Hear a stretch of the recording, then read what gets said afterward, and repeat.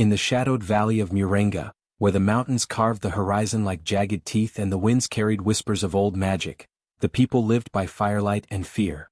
Their legends were as deep as the roots of the ancient ember tree that stood at the village center, its blackened bark still warm to the touch even in winter. For generations, the villagers believed one truth above all: what is born beneath the eclipse belongs not to the earth, but to the ashes.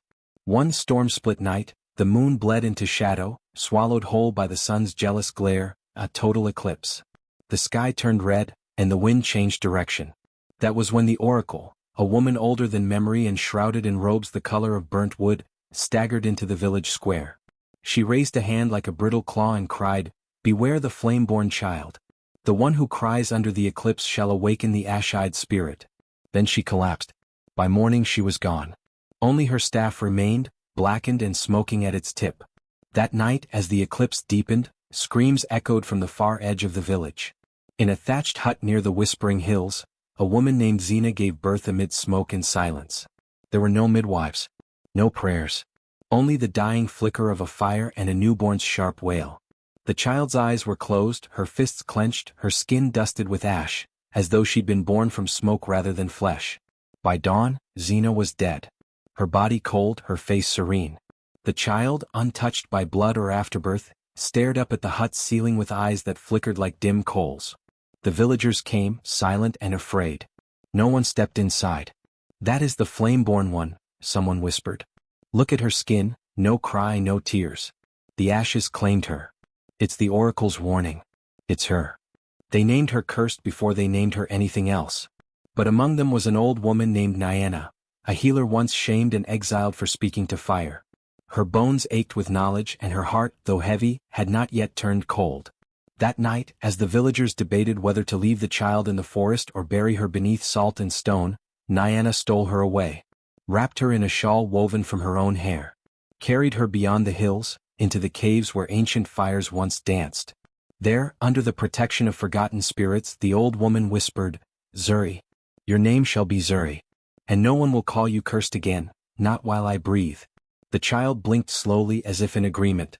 A single ember drifted from the cave's ceiling and landed in her tiny palm. It did not burn her. Years later, children in the village would say, "On the night the eclipse came, the fire itself gave birth." And the elders, voices low with unease, would only mutter, "If she lives, the ash-eyed spirit lives too." But in the cave, Nyana held the child close and rocked her against her chest, unaware that outside, hidden in the clouds, the eclipse's red shadow had not entirely passed.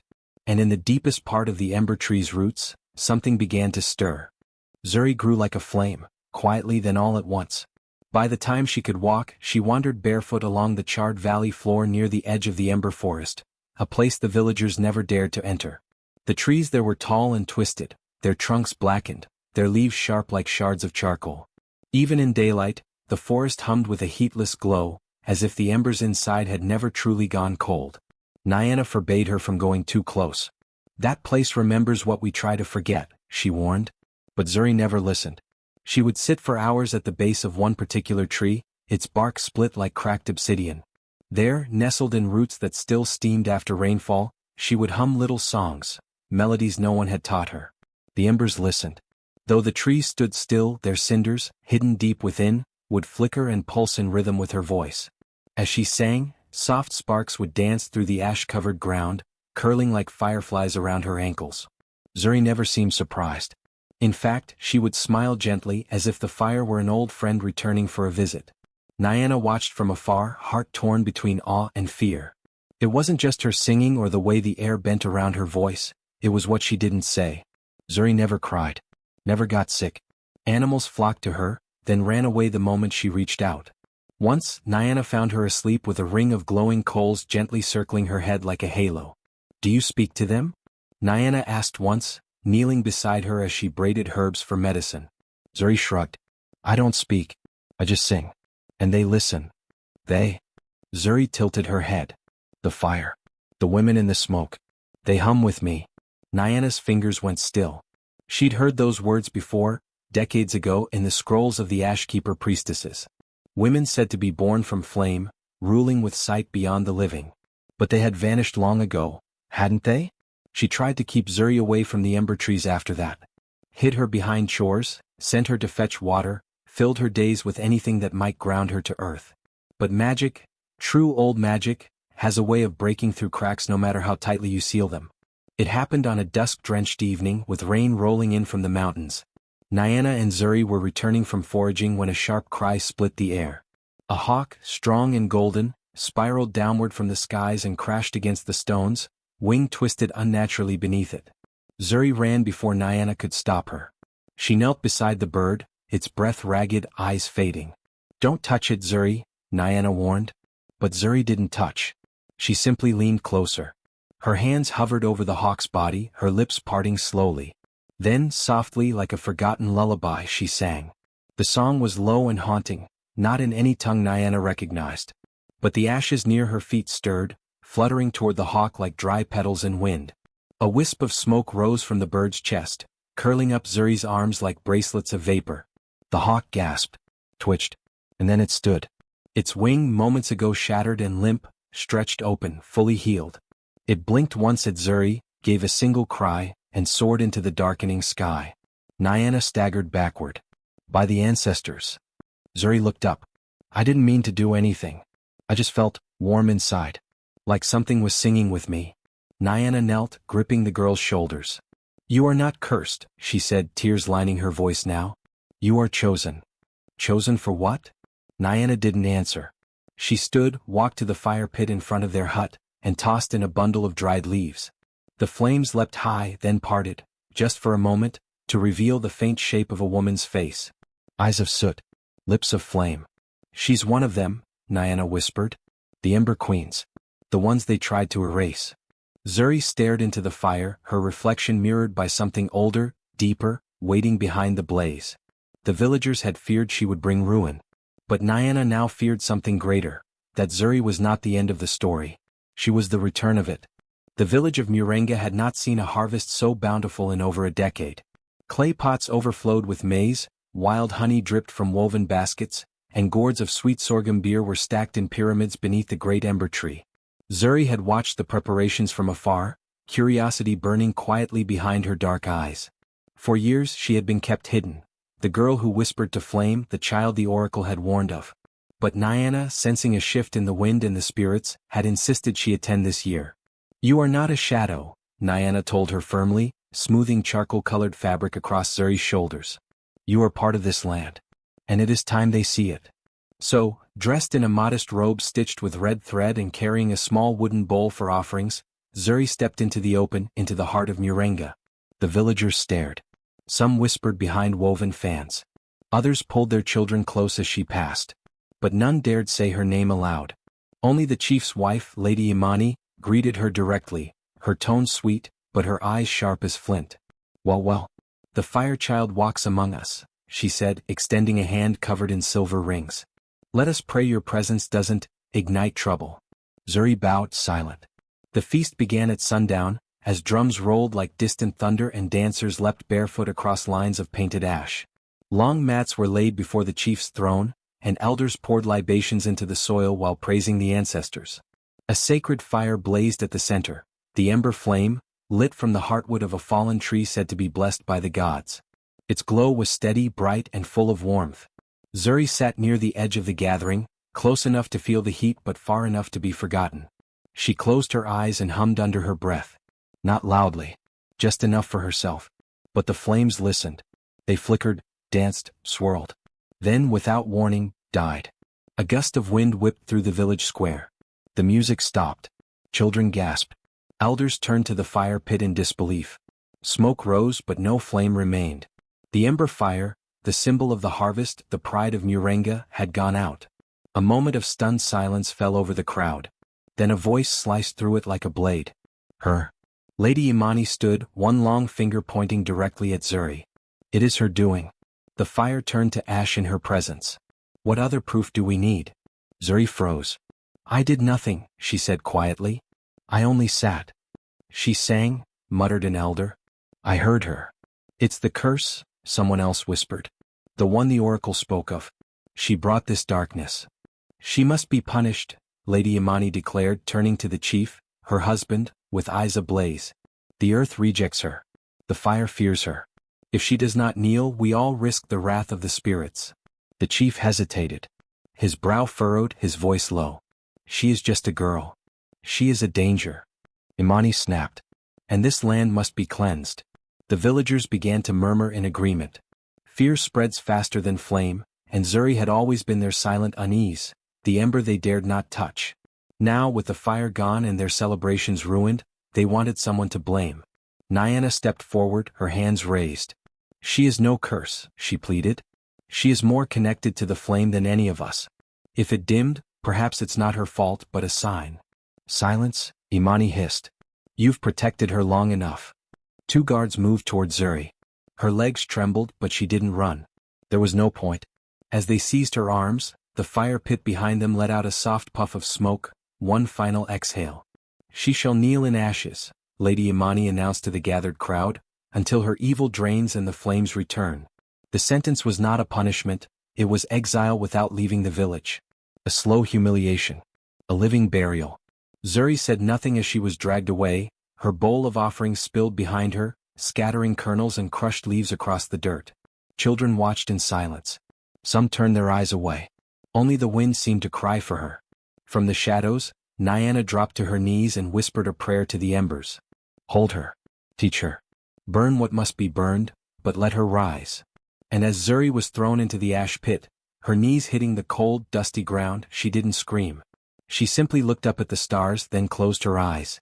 And the ashes whispered her name. The ash pit was older than the village itself. Carved into the earth like a shallow grave, it sat behind the temple ruins, far from where prayers were sung or crops were grown.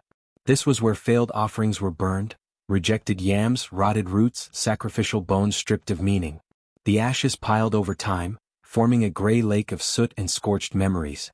It was where curses were cast and forgotten. And now it was where Zuri was thrown. The guards did not speak. They pushed her to the center of the pit and turned away, as though even looking at her too long might draw misfortune. She landed hard, her knees grinding against the layer of gritty ash. It clung to her skin like cold flour, thick and powdery. When she breathed, it filled her nostrils. When she blinked, it stung her eyes. Above her, villagers stood along the rim of the pit, not speaking, just watching. Watching and waiting as though expecting her to scream, to cry, to beg. But Zuri did none of those things. She simply knelt. That first day stretched like a shadow across her bones. The sun climbed and fell. No one returned. Her stomach growled in protest. Her lips cracked. Still she did not move. By the second night the air grew colder. A sharp wind blew from the direction of the ember forest, carrying with it tiny flecks of blackened bark and char. Then came the whisper. It wasn't in her ears but in her chest, a vibration like the hum of a distant drum. She opened her eyes. The ashes around her feet had begun to shift. From them shadows rose. Faint at first like smoke in torchlight. But then they shaped themselves into women, tall and robed in fire-kissed silk, their eyes glowing like coal left too long in the hearth. They stood around her in silence, heads tilted, as if studying something long forgotten. One stepped forward. Her face was covered in soot, but her voice was clear. "Zuri." Zuri's lips parted, but no words came. Her voice had grown hoarse with thirst and dust. "You are waking," the figure said. "The flame in your blood has not died. It has waited." Then as quickly as they came, the women faded into smoke, their ashes settling gently back onto the pit floor. Zuri collapsed forward, weak and trembling. She thought it a dream. But when dawn arrived, she found something beside her hand, a flat river stone, smooth and warm to the touch. It bore a faint spiral carved into it, the mark of the Ember Queens. The days blurred after that. Some villagers came to throw scraps, stale bread, rotting fruit, pieces of fish heads. Once, a man hurled a half-eaten yam and spat in her direction. "She cursed our fire," he growled. "Let her feed on dust."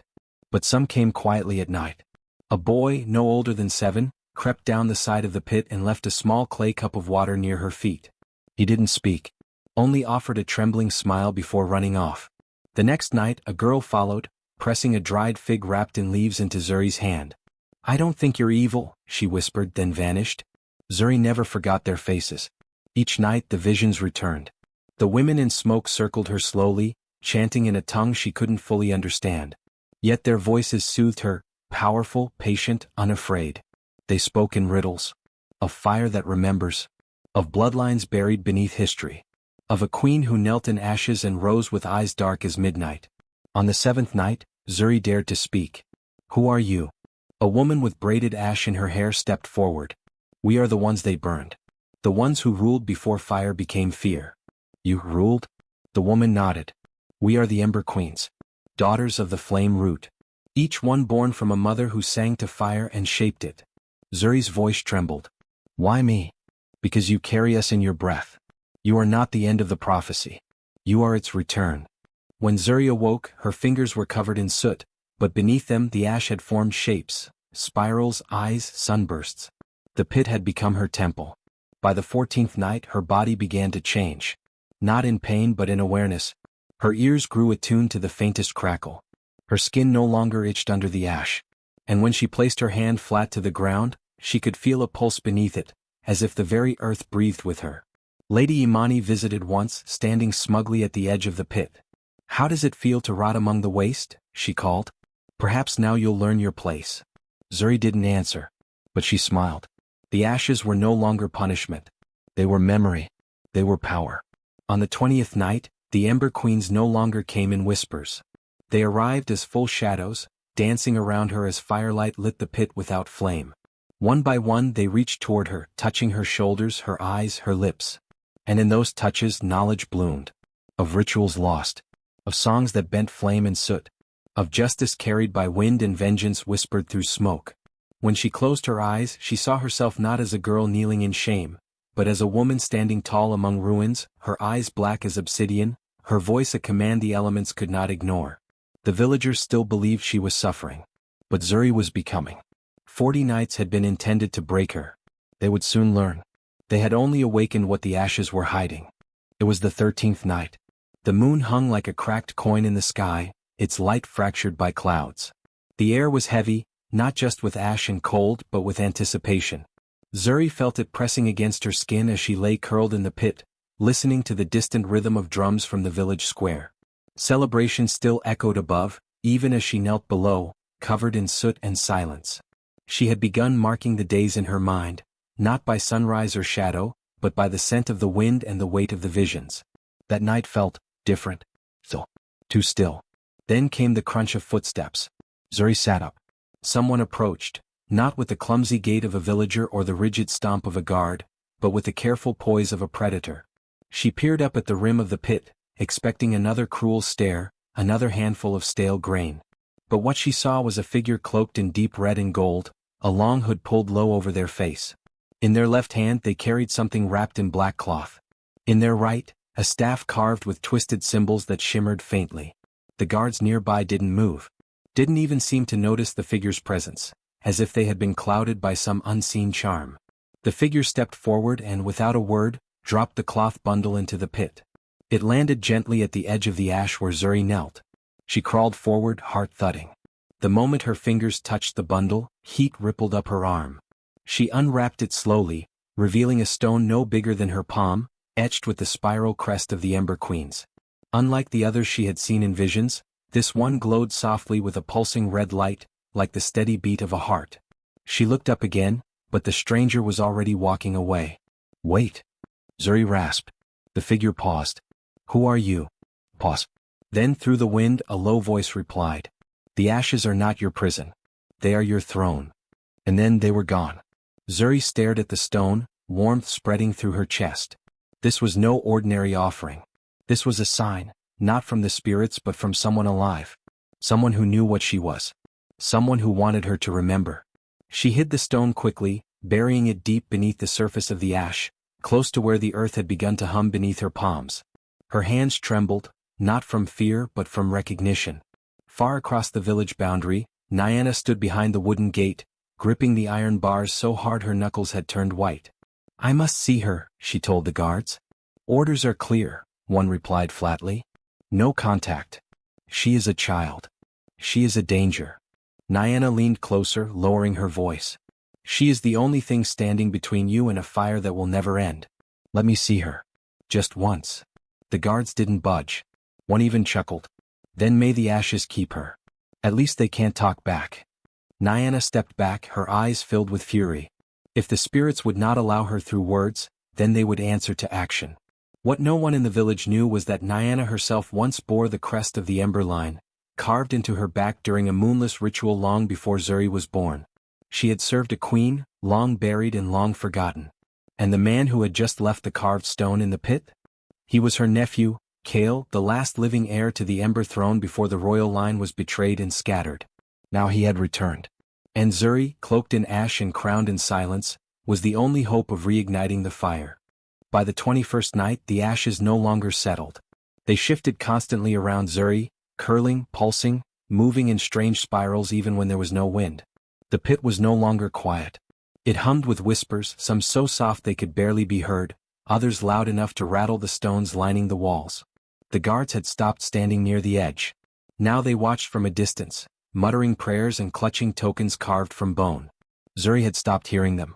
At first the changes came during sleep. Her body would stiffen, then slowly arch backward, as if some invisible hand was lifting her spine toward the stars. Her mouth would open, and from it would flow sounds not spoken in Murenga for centuries, tones heavy with smoke and syllables etched in soot. Ancient tongues. The language of the Ember Queens. At first no one believed the guards. "She's delirious," one elder said. "Starvation and madness will do that." But then came the dreams, shared dreams. A mother awoke screaming, claiming she had seen Zuri standing over her baby's cradle, eyes black and lips glowing red. Another man reported a vision of Zuri walking through the village at night, her footprints leaving trails of fire that melted the earth. And the whispers, they were spreading. Some villagers swore they heard their names called from the ash pit at night. Not screamed but spoken. Gently. As if from behind their own thoughts. Lady Imani gathered the council under the ember tree. "We made a mistake," she said calmly, her hands folded in her lap. "We thought 40 nights would teach her humility. But the girl is not kneeling anymore, she's awakening." "She's dangerous," one man murmured. "Even the earth stirs beneath her now. My cattle won't go near the north fence." "She's cursed," another woman hissed. "The oracle said it. And we ignored her." "Then we must correct the mistake," Lady Imani said. "The ash pit is not enough." They all knew what she meant. That night she knelt before the king, her husband, once proud and bold, now tired and hesitant. His beard had grayed in patches. His shoulders hunched slightly under the weight of the land's unrest. "She must be burned," Imani whispered. "It is the only way to cleanse what's been stirred." The king closed his eyes. "She is still a child." "She is no child," Imani snapped. "She is the return of something we buried for good reason. The fire dims every night she breathes. She has done no harm. She has disturbed the soil. She speaks to flames. And now people dream of her. The people grow restless." The king was silent. Then quietly, "And what if she is what they say she is? A queen of the old fire? A voice the spirits have not heard in generations." Imani's face twisted. "Then she should have stayed dead with the rest of them." That same night, Zuri sat upright in the pit. Her eyes were open but glowing faintly like smoldering coal. She spoke without knowing, her lips moving with the rhythm of another world. The ashes around her rose again, forming shapes, then figures. The Ember Queens. They circled her slowly. Proud and silent. One stepped forward. The same woman with braided ash and fire-struck eyes. She knelt before Zuri. "You are ready." Zuri's voice answered, but it wasn't her voice alone. "I see now. You are not ghosts. You are the buried." The queen nodded. "We are your ancestors, Zuri. Not of blood, but of flame." The others knelt behind her and in one breath they whispered, "We were queens." Zuri's heart pounded. "I was told you died in fire," she whispered. "That you brought ruin. They burned our names," the queen said, "but not our truth." And then they showed her. Ashes surged into the air, forming visions and smoke, scenes of a forgotten past. Cities ruled by women in robes of flame. Crowns carved from ember bark. Justice sung not shouted. A time when queens were both warrior and healer. When the fire was not feared, but revered. Until the uprising. Men with cold iron and colder ambition. Betrayals. Poison in the hearth. Children stolen from their mothers. Books burned. Names scratched out of stone. The Ember Queens did not vanish. They were hunted. Buried. Rewritten. "History lies," the queen said. "And you are our return." Zuri trembled. "But I'm just a girl." "You are not just anything," the queen said. "You are chosen. The flame in you is not fire for destruction. It is fire for memory. For truth. As the vision faded, Zuri felt the heat press gently against her chest. She reached into the ash and retrieved the carved stone the masked visitor had left. It pulsed warmly in her hand, and for the first time she understood the markings. It was not merely a crest, it was a key. A memory encoded in stone. She held it to her forehead, and suddenly her mind opened. Ancient chants, battle songs, healing hymns, they flowed into her like smoke into dry cloth. From the shadows beyond the pit, Nyana watched. She had sneaked past the guards at dawn, hidden behind reed baskets, and crouched low among thorn bushes. And now, as the ashes swirled and her once small girl stood tall amidst the spirits, she whispered, "The prophecy lives." Zuri turned toward the east. The horizon glowed faintly. Not with sunrise, but with the return of something older. The people still feared her. But they would soon fear what she remembered even more. By the 39th night, the ash pit no longer looked like a prison. It shimmered. Heat rippled above it even in the cool night air, and a faint red glow flickered beneath its surface like molten veins under skin. The ashes were no longer gray, they had turned the deep, rich black of volcanic stone, laced with streaks of ember orange that moved when Zuri breathed. She no longer knelt from weakness but from stillness, like a flame waiting to rise. Her posture had changed. Her hair, once tightly coiled, now flowed in soft waves of soot-streaked black. Her skin glowed as if she carried fire beneath it. And her eyes, even closed, pulsed faintly. The villagers no longer came close. They watched from rooftops and distant ridges, whispering into their palms like wind-fed leaves. She doesn't sleep anymore. She speaks to the ground. She is not dying, she is changing. Fear had outgrown the boundaries of rumor. It now lived in the people's throats, tightening them with every passing hour. Livestock avoided the northern field. Water had begun to dry at the well nearest the pit. Birds no longer perched on the ember tree.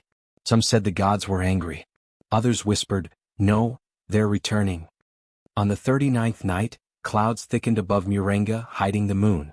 The sky became a dome of charcoal and no breeze stirred the leaves. Zuri sat in the center of the pit, legs folded, palms open. She could feel something moving deep beneath her, not an earthquake, not a tremor, but intention. Like a sleeping beast stirring in the earth's lungs. Then came the hum. Low, deep, ancient. The ashes at her feet lifted, not chaotically but with rhythm. They gathered in a circle before her, twisting in spirals, folding in upon themselves. She did not move. Slowly the ashes began to form bone. First, the spine, long and sinuous, vertebrae forged from fire and soot. Then ribs arched outward, shaped from glowing lines that pulsed like breath. A skull emerged, crowned with curling flames in the shape of a mane. 4 paws with claws sharp as obsidian followed, each landing with a heavy thud that shook the pit floor. When it was done, a lion stood before her, not made of flesh but of ash, flame and glowing bone. Its eyes were twin suns. It lowered its head. Zuri rose to her feet. The lion opened its mouth, and its voice rolled like thunder trapped in a drum. "One night more, and your eyes shall open." Zuri met its gaze without flinching. "Why now?" "Because the world has feared ash too long," it growled. "But it is not the end. Ash remembers." She stepped closer. The lion circled her once, smoke curling from its mane. "The fire in your blood is the last of a sacred breath," it rumbled. "It does not burn for vengeance. It burns to remind." To remind who? All of them. Zuri's chest ached. The stone kale had given her pulsed against her ribs. It vibrated softly now, humming in harmony with the lion's voice. "What will happen tomorrow?" she asked. The lion stopped. "You will rise. And those who knelt you here, will finally see." Then it vanished. Not with violence but in a sweep of warm wind. The ashes fell silently. And the pit went still. That same night, the village square filled with flickering torches. The chief sat in silence, shoulders bowed. Around him voices battled through smoke and fear. "We cannot wait another night," cried a merchant. "She's turned the pit into a shrine." "My children have stopped speaking," said another. "They wake at night, eyes glowing red." "It is the queen," someone shouted. "The lost bloodline of fire." Others whispered worse. "Tomorrow she will rise and curse us all. We must leave. Burn her now." Lady Imani stood at the center of the storm, calm as ever. "This was what I warned you of. The girl was not a girl, she is a vessel. And once the vessel breaks, what comes through will not be kind." She turned to the chief. "Give the order." End this before we lose the entire village. But the king's hands trembled in his lap. No, he said finally, voice low and raw. We buried too much truth already. I will not bury her again. Imani's eyes narrowed. You forget what fire does, she hissed. The king met her gaze. And you forget what it's for. Outside the council hall, whispers spread like kindling. Children clung to mothers. Dogs howled and ran toward the woods. Men began packing carts in secret. By dawn, half the village would be gone. Only Nyana remained unmoved. She stood beside the ash pit, her shawl pulled tight against the rising heat. Her face was streaked with soot, her eyes brimming with quiet pride. She is not destruction, she whispered into the wind. She is the memory of everything we tried to forget. In the pit, Zuri slept, not with fear but with readiness. Her dreams were no longer clouded. She saw thrones made of volcanic glass. Queens wrapped in songs, not chains. She saw a time before the silence. And now she saw its return. The ashes around her glowed softly. They did not burn her. They bowed. For tomorrow she would open her eyes. And the world would remember fire. The sky was wrong. It wasn't dark, it was hollow, as if the stars had drawn back in fear. The clouds circled above Murenga like wolves around prey, thick and slow, pulsing with silent flashes of light that never struck. No wind moved. No birds cried. Even the ember tree had grown still, its ever-warm bark now trembling faintly under an invisible weight. It was the 41st night. Zuri had not moved for hours. She sat in perfect silence, ash covering her like a shroud. Her breaths were long, even, the rhythm of someone listening to something far beyond human ears. The pit no longer resembled a place of punishment. It was a womb, dark, deep, and full of knowing. Then, at the final stroke of midnight, she opened her eyes. They were no longer brown. They were obsidian, deep black, polished to a mirror sheen, but alive. Flickering. Glowing with a soft, internal fire that moved like ink dropped in flame. They held no malice, no rage. Only truth. And truth was enough to terrify the world. Far across the village, a mother screamed in her sleep. A dog howled, then whimpered into silence. An elder dropped his staff and fell to his knees, whispering the name that no one had dared to speak for years. Ember Queen. Zuri stood. The ashes slid from her body like old skin. As her feet rose from the ground, a deep hum rippled through the pit. The stone, the one gifted by the masked stranger, began to pulse again. Its spiral glowed a brilliant orange, each ring spinning faster, faster. Then, crack. Lightning split the sky and slammed directly into the ash pit. But it did not strike Zuri. It struck the stone. A great surge of white fire blasted upward, sending a column of smoke spiraling into the heavens. The ground shook. The ember tree groaned. In the village, every single torch went out. And then from the ashes something rose. Zuri. Floating half a foot above the ground, her arms stretched to her sides, palms glowing with ember light. Her hair floated as though she were underwater. Her robe burned away, not in flames but in transformation, reforming into robes of smoke-laced silk, adorned with patterns shaped like singing flames. Still she did not speak. She sang. It began as a hum. Oh, gentle. Almost sad. But the moment the sound touched the air, the ashes around her rose, spinning faster and faster. The ashes became birds, long-winged creatures made of ember and smoke, flying upward into the clouds. The ashes became flames, small fires that danced in perfect circles, orbiting her like moons. The ashes became shadows, warriors cloaked in soot, standing in silence behind her, their eyes glowing red. All of it rose with her voice. The guards came running. They stopped at the edge of the pit, weapons raised, and dropped them the moment they saw her. One by one they fell to their knees, faces pressed into the dirt, too afraid to look her in the eyes. She is, one whispered, a goddess? No, another said. She is justice. Up on the hill, Lady Imani watched from her stone balcony, hands trembling. No. No, it cannot be, she gasped, stepping backward. She was supposed to kneel. She was supposed to break. But the ground beneath her cracked. From the edges of the village square, the ashes shifted again, this time crawling like living smoke toward her. They formed four-legged beasts with long necks and burning teeth, hounds of flame and bone, their eyes bright as lanterns. Ash hounds. They circled her before she could run. Imani screamed. Help me, she cried to the guards. But no one moved. The hounds growled, their paws scorching the stone. They didn't attack. They didn't pounce. They waited. In the pit, Zuri floated forward, the spiral stone now hovering above her left hand. Her song grew deeper, now full of harmony, layered voices singing through her throat. The song was not just hers. It was the voice of every Ember Queen who had been silenced. It was the lullaby of fire. The hymn of justice. The ash warriors behind her stepped into the village, not with swords but with open palms. Children walked from their homes and watched in silence, eyes wide, drawn by the song. Elders wept, remembering what had once been buried. Zuri lowered herself to the ground. She stepped onto the earth not like a prisoner returning from exile, but like a queen arriving for coronation. Lady Imani fell to her knees. "I was only protecting the village," she pleaded. "I followed the oracle. I did what I had to." Zuri walked toward her slowly. The hounds parted. Zuri said nothing. Instead, she lifted her hand, and the ashes swirled between them, forming a mirror of smoke. Within it, Imani saw the truth, not just of Zuri's power but of her own betrayal. The rigged trials. The silencing of elders. The offerings taken in secret. The lie she helped plant in the king's ear the day Zuri was born. "I didn't know," Imani whispered, voice breaking. Zuri tilted her head. And sang again. This time the song was sharp, not cruel but piercing. The hounds stepped forward, brushing their smoky forms against Imani's arms. She fell backward, tears streaking through soot. But the fire did not burn her.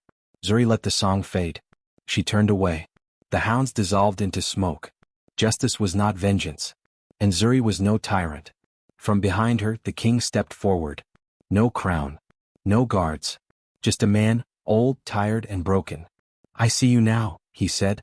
"I see what we tried to erase." Zuri looked at him. Not with hatred. Not with warmth. With truth. Then she turned to the villagers. They gathered silently, forming a wide circle.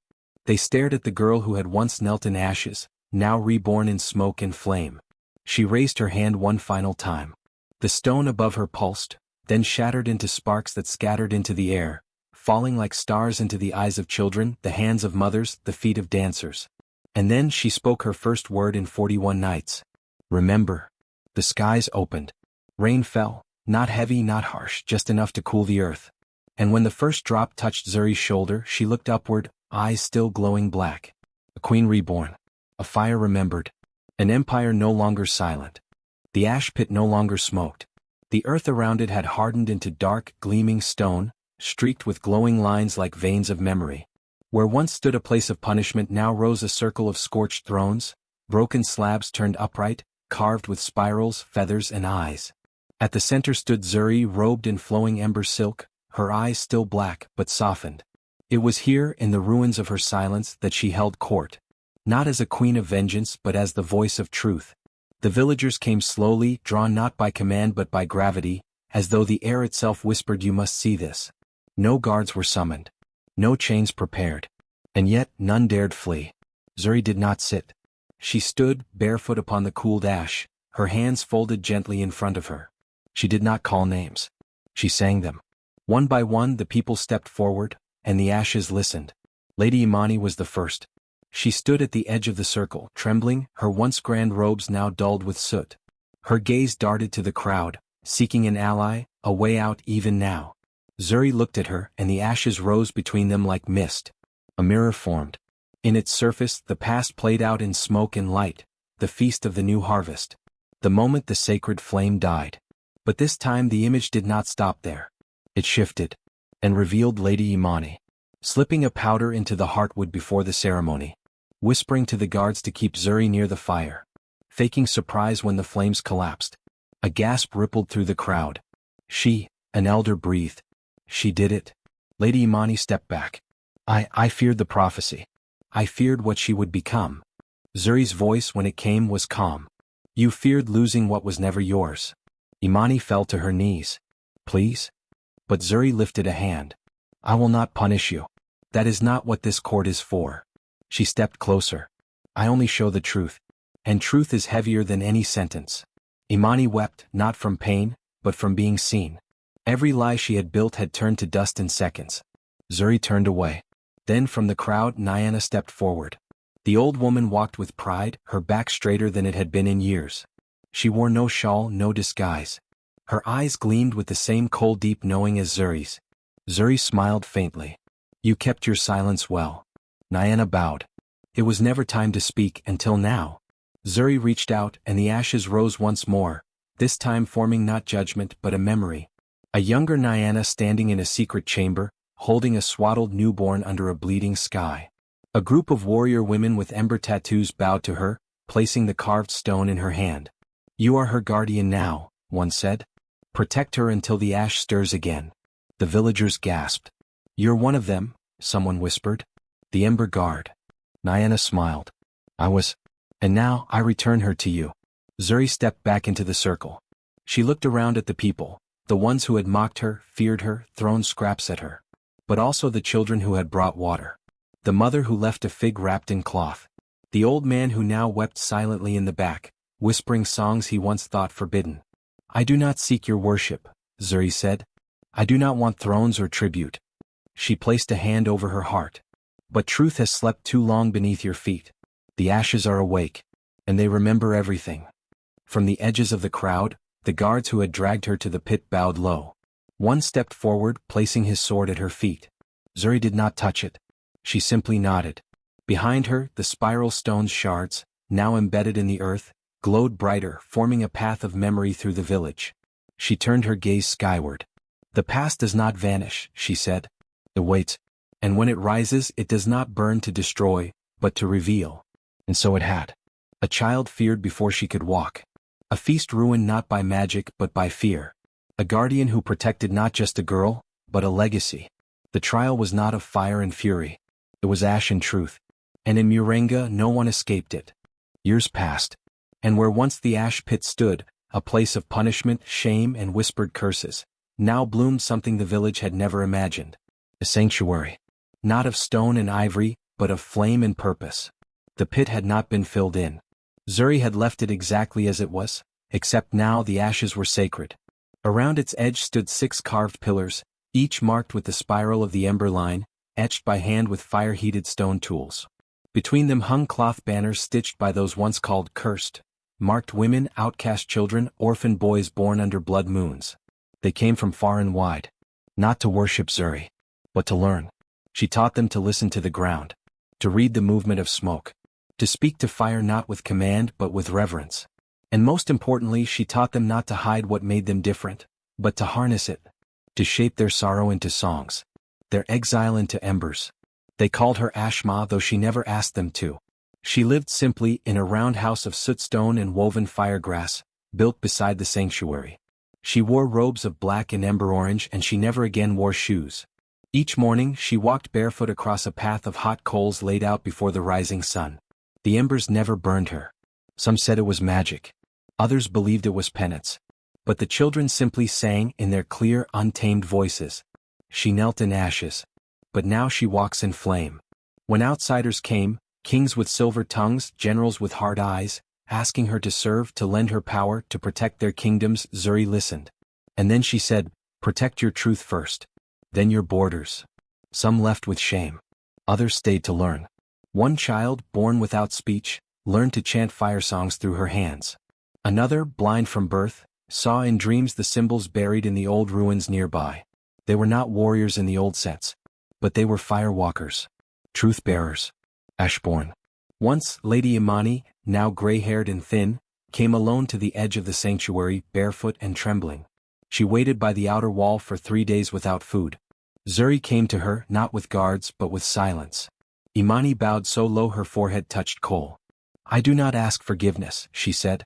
Only that I might serve the flame I once feared. Zuri studied her, then nodded once. Imani was given no title, no robes. She swept ash, tended fires, taught children stories about fear, and how to name it before it grows teeth.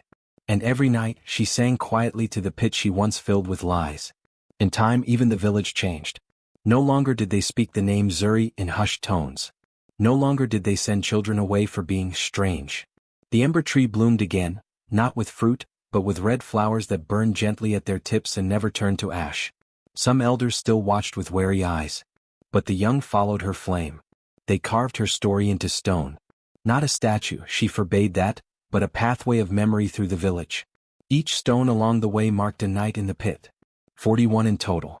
And at the end, beside the sanctuary gates, The final stone bore the old proverb now reborn through her life. Etched in spiral script and surrounded by pressed ash from her first walk of flame, it read, "They thought the ashes would bury her, but they only fed the fire in her blood."